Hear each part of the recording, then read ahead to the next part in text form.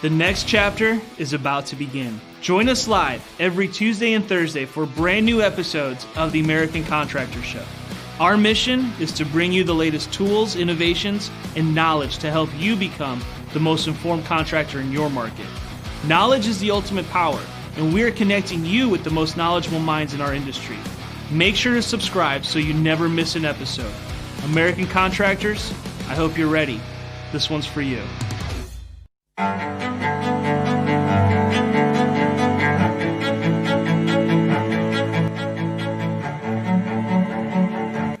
This is Larry Bache with the Merlin Law Group, helping policyholders for more than 30 years. If you have a claim or your client has a claim that needs help, please feel free to call the Merlin Law Group because we are the true policyholder advocate.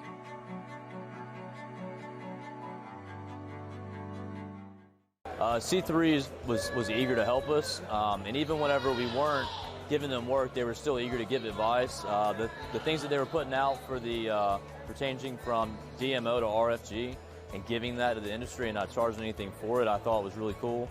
And that's stuff that I as a contractor appreciate. I'd recommend C3 to any contractor that's looking for a PA, especially if you're around Colorado. Great guys, man. I'm nothing but happy with the work they've done for us.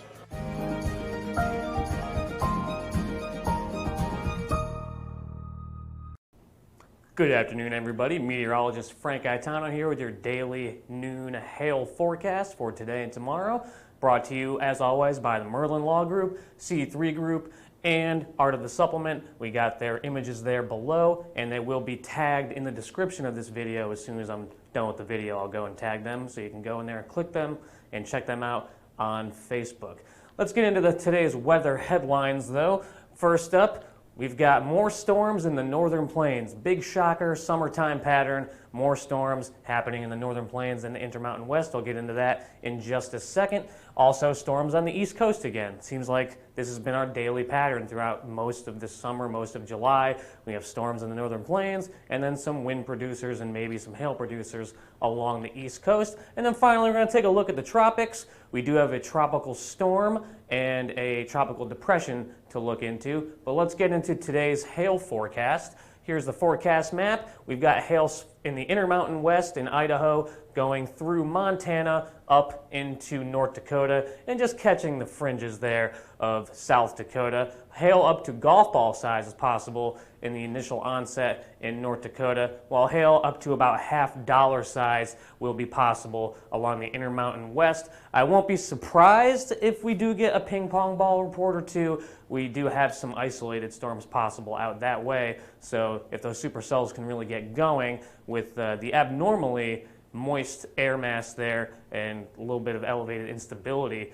we can see some hail up to ping pong ball size. But for now, I'm calling it $half size hail is possible for that area of the country. Now if we go out and look off to the east, and let me turn this way actually, if we go out and look off to the east, we do have hail up to about quarter to some $half size hail is possible along the northeast and into sections of New England.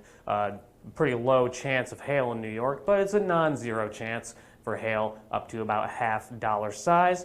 And let's take a look at the wind for today. Here's our wind forecast map.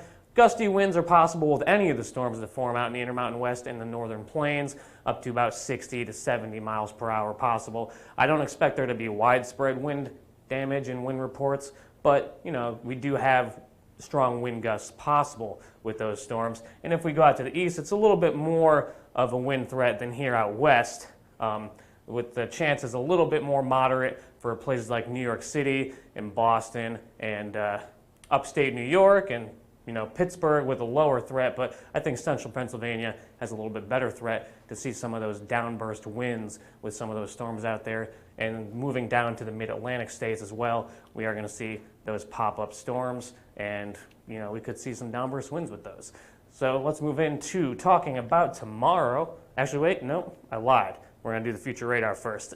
We're going to go from west to east, Intermountain west. See those storms popping up throughout the afternoon into the evening hours as they track towards the northeast. Just let this run through again. Storms popping up in Idaho, moving up through Montana. We do see some isolated storms and isolated activity there. Those are going to be your most likely hail producers. We're going to go a little bit to the east here, to the northern plains, as we see storms popping up this afternoon around 4, 5 o'clock Central Time and tracking northeastward, and then they dissipate. And we do see another little round pop up tonight into the early overnight period.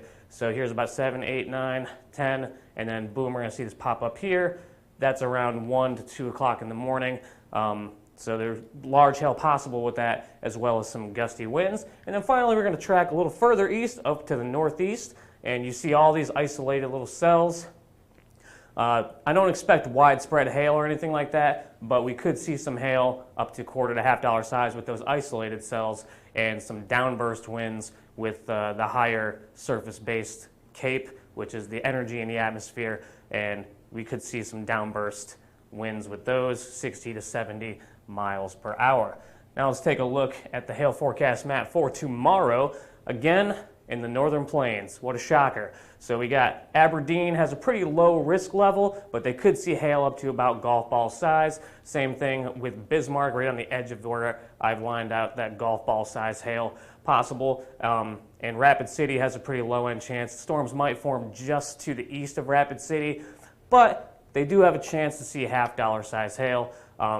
These storms, it's going to be an early evolution for when the hail is going to be present tomorrow. So the storms are going to form throughout the day, tracking towards the east and northeast.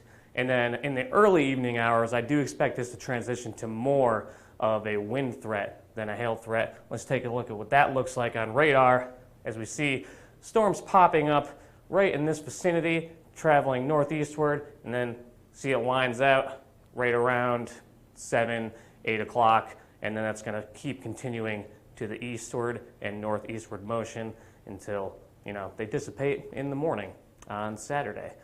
So that's what we're looking at for hail and wind chances for the next couple of days. But let's talk about the tropics. Here's the satellite for the Atlantic. We have Tropical Storm Gonzalo out here, and then Tropical Depression 8 here in the Gulf. Gonzalo yet is a tropical storm and is forecast to become a hurricane. So let's take a look at what that looks like. Here it is on satellite. See a little bit of spin up in here.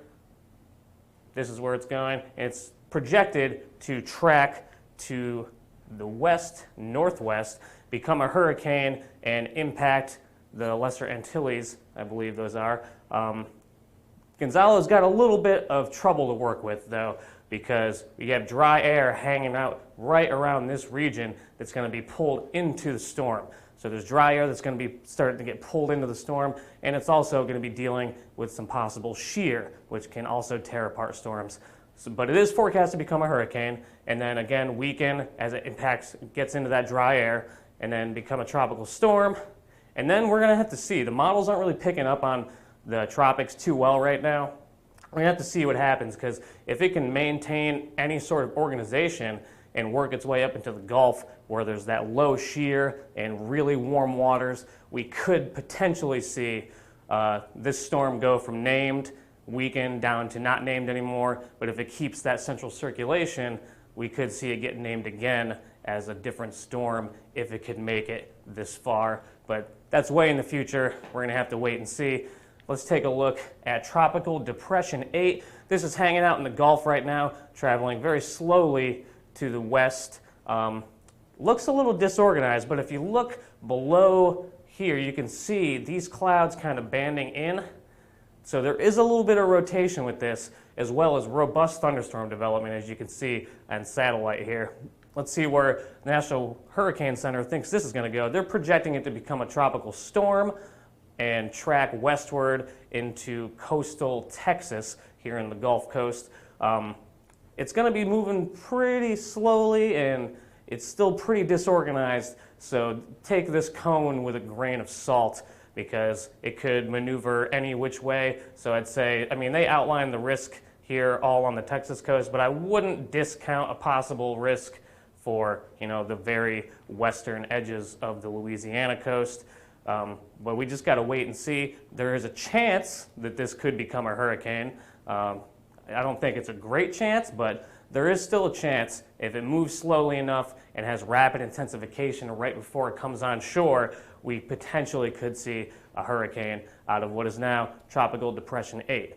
But that's pretty much going to wrap it up for what we were looking at for today. If you want to check us out on YouTube, Facebook, Instagram, or Twitter, feel free to go follow us there. And if you want to contact us, 855-334-4245 is the phone number. You can email us at info@hailtrace.com, or just go to hailtrace.com, hit us up on the intercom chat in the lower right-hand corner of the screen.